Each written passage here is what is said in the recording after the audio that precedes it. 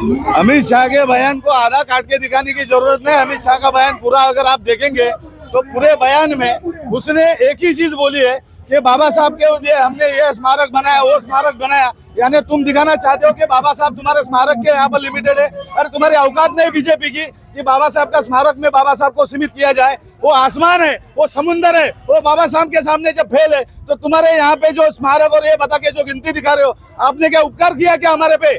अमित शाह ने उपकार किया क्या हमारे पे? क्या तुम्हारे बीजेपी ने उपकार किया हमारे पे?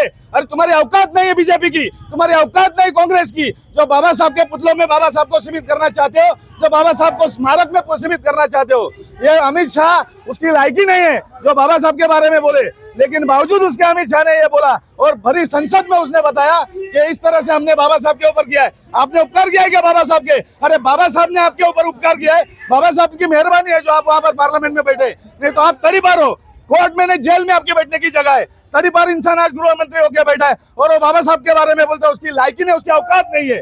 तो कांग्रेस की बात है तो कांग्रेस को छोड़ो, कांग्रेस की औकात नहीं, कांग्रेस घर में बैठा है। आज कांग्रेस खाली बाबा साहब का नाम लेके राजनीति की रोटियां सेक रहा है। कांग्रेस भी और बीजेपी दोनों स्थापनाथ और नागनाथ है, दोनों भी एक ही थाली के चट्टे बट्टे और बाबा साहब का नाम लेके और अपनी राजनीति बनानी चाहती है।